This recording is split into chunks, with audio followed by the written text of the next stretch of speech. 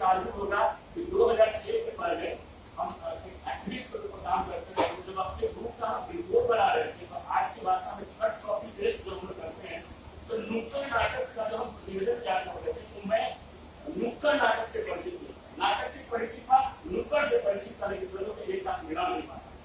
लेकिन मेरा वो कैपेसिटी बिल्डिंग है कि आज देश का बड़ा ग्रुप, हिंदी पट्टी में सबसे बड़ा ग्रुप संजय उपाध्याय का ग्रुप जिसको लीड कर रहा है, हमारे कैपेसिटी बिल्डिंग 10 साल में हमारे कैपेसिटी बिल्डिंग तो हम अपनी कैपेसिटी बिल्डिंग करेंगे और तब आज स्थिति आई है कि हम कलाकार नहीं हैं, लेकिन लोग कलाकारों को चिन्हित करने की बात करते हैं, जिसकी बीच आज से 5 साल पहले इंडियन फोक आर्ट फेडरेशन के द्वारा निरंतर आया था, कई समय खुला था और मुझे लगा कि हम काम करेंगे, लेकिन संयोग ऐसा कि यूनिवर्सिटी से मेरी मुलाकात कैसे हुई यही पर एक बार मैंने कैंपस ले लिया दोबारा यहाँ बहरहाल उसका भी जो 5 साल पहले मेरे अंदर आया था निर्मल लाइब्रेरी ने उसको पूरा एकदम ये लेकर के पानी लेकर के खाने का उसको बढ़ा दिया। तो ये स्टेट लेवल का जो मेंबरशिप करेंगे उसका एक तरीका हमें अपनाया है, वही था कि हम अपनी बात रखेंगे जब तक एक संगठन की जगह नहीं रखेंगे, एक ऑर्गेनाइजेशन की जगह नहीं रखेंगे, इंडिविजुअली हमारी बात नहीं सुनेंगे। इसके लिए इस संगठन की बहुत ही जरूरत है और कल बात चल रही थी, बिल्कुल ये बात आनी चाहिए कि वो आर्ट के लोग जो है कमिटी में हों, तभी हमारे लोग रहेंगे तभी हमारी बात कर पाएंगे, हमारे लोग रहेंगे नहीं तो बहुत सारी बातें होंगी, तो आर्टिस्ट का क्या मान सम्मान क्या ऑनर हम सभी पार्टी में हमने भी बहुत झेला है, जो देखा है उनको बहुत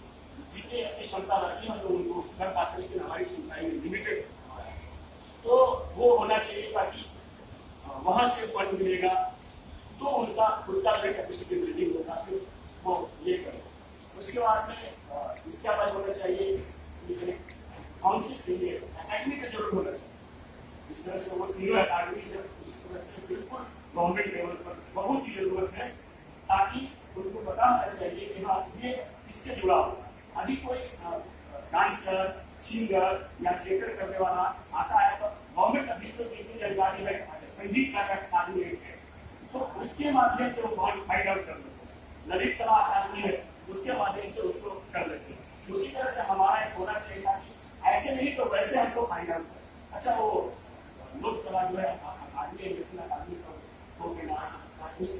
उससे जुड़ा हुआ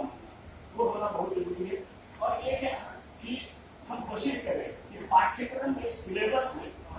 रिक्वेस्ट करें गवर्नमेंट लोकल गवर्नमेंट से कि हमारी जो लोक कला विलुप्त होती जा रही है उनको शामिल किया जाए। अगर वो तो अच्छी बात है, नहीं तो उनको शामिल किया जाए। पहले तो जो हमारे लोकल जो है उसको, फिर जो राष्ट्रीय स्तर पर कोई लोक कला हो उसका भी कुछ सिलेबस में हो। जैसे हम बिहार से हैं, मधुबनी पेंटिंग से बहुत सारे लोग वाकिफ होंगे, आज वो नेशनल और इंटरनेशनल लेवल पर चला गया।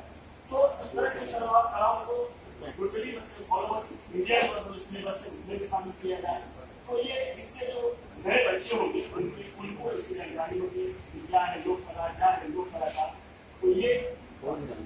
मेरा एक सुझाव है, उस पर भी हम लोग चर्चा कर सकते हैं। और एक महत्वपूर्ण सुझाव ये कि अभी हम लोग इंडिविजुअली जो लोग काम करते रहे, अगर आपके पास कलेक्शन हो तो आप वो कलेक्शन उसमें क्या होगा कि पता चला कि आपने जिस काम को कर लिया है उसी काम को हम दोबारा एफर्ट लगा रहे हैं, तो आप दोबारा श्रम लगा रहे हैं, वो हमारा समय और श्रम बचेगा। इस तरह से हम लोगों ने भिखारी ठाकुर आज से 130 साल पहले बिहार में आए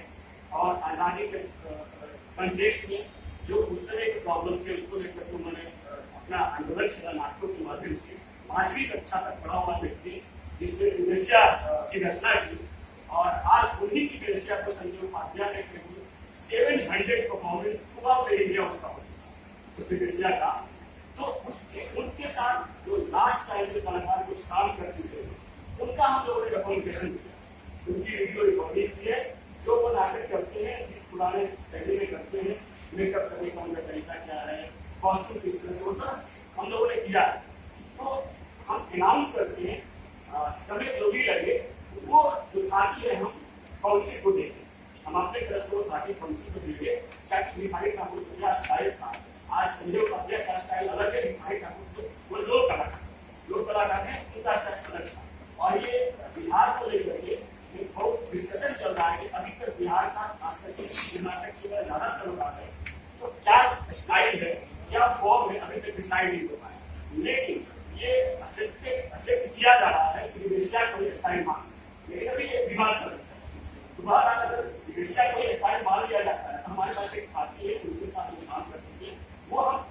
काउंसिल को सौंपने के थोड़ा समय रहेगा। तो इन सब चीज को देखते हुए सबसे पहले हमको काउंसिल को पूरा मजबूती प्रदान करना है। जब काउंसिल मजबूत रहेगा तो हम स्वतः मजबूत हो जाएंगे। काउंसिल के प्रति जब काउंसिल के प्रति शुभकामना रहेगी तब हम आशुतोष कहा है शुभकामना और मनोकामना के शुभ तो काउंसिल के प्रति जब शुभकामना रहेगी शुभकामना में परमार्थ होता है, सबका उसमें स्वार्थ है, मनोकामना में स्वार्थ होता है। तो शुभकामना हम सबके तरफ से है और अपने एक्टिविटीज से भी हम